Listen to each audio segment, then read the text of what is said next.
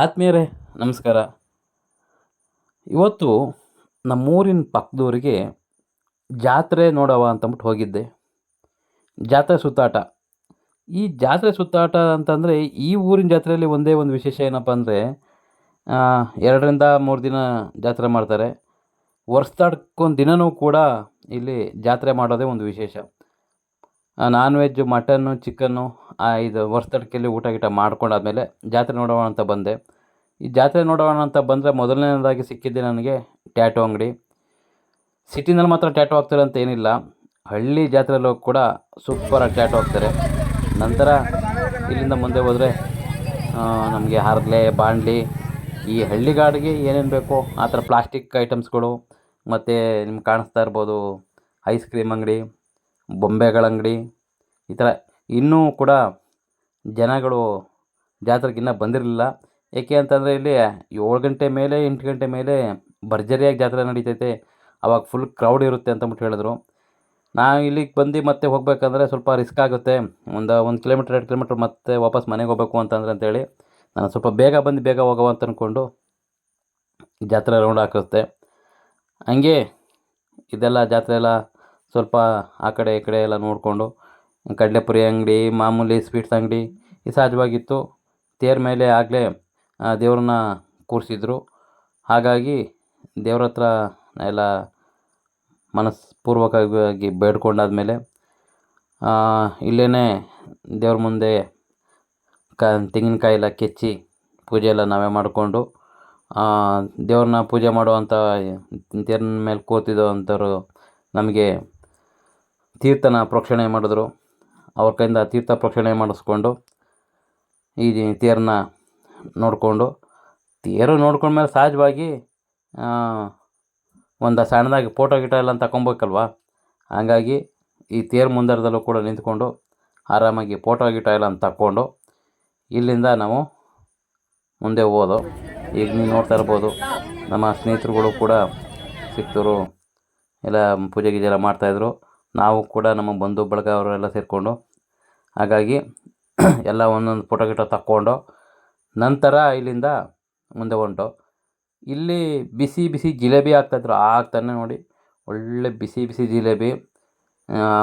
ಈ ಬಿಸಿ ಬಿಸಿ ಜಿಲೇಬಿ ತುಂಬ ಫೇಮಸ್ಸು ನಮ್ಗಳಿಗೆ. ಏಕೆಂದರೆ ಜಾತ್ರೆಗೆ ಬಂದಾಗ ಬಿಸಿ ಬಿಸಿ ಜಿಲೇಬಿ ತಿನ್ನಬೇಕು, ಅದು ಸ್ಪಾಟಾಗಿ ಅಲ್ಲೇ ಮಾಡಿ ಜಿಲೇಬಿ ತಿನ್ನಬೇಕು ಅಂತ ಅಂದ್ಕೊಂಡು ಅವ್ರ ಜಿಲೇಬಿ ಹಾಕೋ ತನಕನೇ ಕಾದಿದ್ದು ಬಿಸಿ ಜಿಲೇಬಿನ ಹಾಕ್ತಾಯಿರೋದನ್ನ ನೋಡ್ತಾಯಿದ್ರಿ.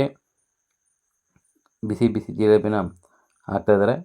ಹಾಗಾಗಿ ಬಿಸಿ ಬಿಸಿ ಜಿಲೇಬಿ ಎಲ್ಲ ಹಾಕಿದ್ಮೇಲೆ ಇಲ್ಲಿಂದ ನಾವೇನು ಮಾಡ್ದೋ, ಒಂದು 1 ಕೆ ಜಿಯಷ್ಟು ಜಿಲೇಬಿನ ತಗೊಂಡು ಇಲ್ಲಿಂದ ತಗೊಂಡು 1 ಕೆ ಜಿಯಷ್ಟು ತಗೊಂಡು ಹೋದೋ. ಆರಾಮಾಗಿ ಒಂದು ಕಡೆ ಕೂತ್ಕೊಂಡು ಅಲ್ಲೇ ಆರಾಮಾಗಿ ತಿಂದೋ.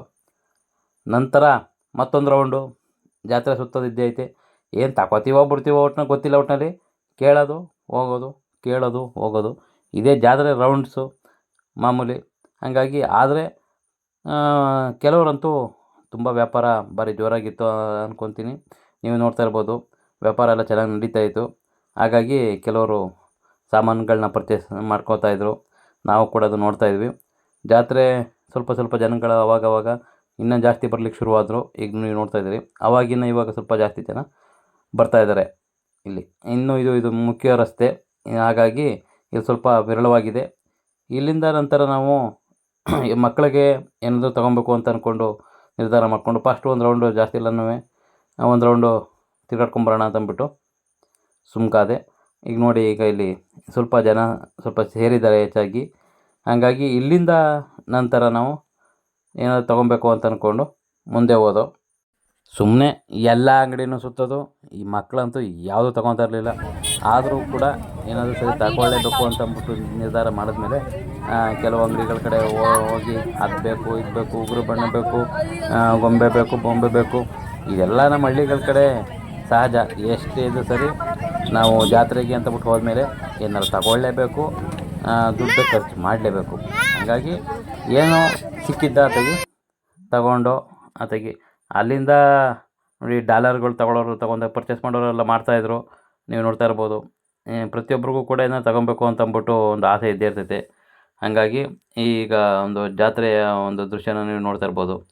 ಕೆಲವರು ಅದನ್ನು ಇದನ್ನು ತಗೊತಾ ಇರೋರು, ಮತ್ತು ಸ್ನೇಹಿತರು ಸಿಕ್ಕಿದವರು ಮಾತಾಡಿಸಿದ್ದು. ಇವರು ನಮ್ಮ ಸ್ನೇಹಿತರು ಅಶೋಕ್ ಮಹಾರಾಜು, ಅವ್ರು ಸಿಕ್ಕಿದ್ರು, ಮಾತಾಡಿಸ್ಕೊಂಡ್ರು.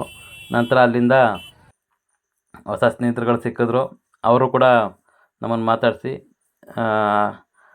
ಅಲ್ಲಿಂದ ನಾವೇನು ಮಾಡಿದ್ವಿ, ಸ್ವಲ್ಪ ಆಟ ಸಾಮಾನುಗಳು ಮಕ್ಕಳಿಗೆಲ್ಲ ತಗೊಂಡು ಅಲ್ಲಿಂದ ನಾವು ಹೊರಟು.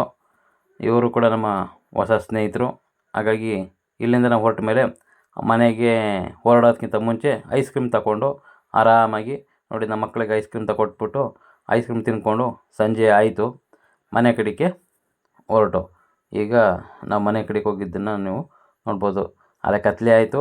ಅದು ಕತ್ಲೆ ಆದಮೇಲೆ ಇಲ್ಲಿ ಜಾಸ್ತಿ ಜನ ಸೇರ್ತಾರೆ ಅಂತ ಅಂದ್ಕೊಂಡ್ರು, ಆದರೆ ನಮ್ಗೆ ಅದು ಉಪಯೋಗ ಇರಲಿಲ್ಲ. ಬೇಗ ಹೋಗಬೇಕು ಅಂತ ಹೊರಟ ಮೇಲೆ ಕೆಲವು ದೃಶ್ಯಗಳನ್ನ ನಾವು ನನ್ನ ಮೊಬೈಲಿಂದನೇ ಸೆರೆ ಹಿಡಿದೆ.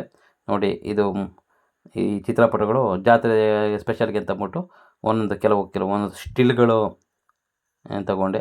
ನೋಡಿ, ಇದೆಲ್ಲ ಜಾತ್ರೆ ಒಂದು ಸ್ಪೆಷಲ್ ಫೋಟೋಸುಗಳು. ಇದು ಈ ಒಂದು ಬ್ಲಾಗ್, ಈ ಒಂದು ದೃಶ್ಯ, ಈ ಒಂದು ಜಾತ್ರೆ ಸುತ್ತಾಟ ನನಗೇನೋ ತುಂಬ ಇಷ್ಟ ಆಯಿತು. ನಿಮಗೂ ಕೂಡ ಇಷ್ಟ ಆಗಿದರೆ ಒಂದು ಲೈಕ್ ಮಾಡಿ, ನಿಮ್ಮ ಅನಿಸಿಕೆನ ಕಮೆಂಟ್ ಮೂಲಕ ತಿಳಿಸಿ ಅಂತ ಹೇಳ್ತೀನಿ. ಧನ್ಯವಾದಗಳು.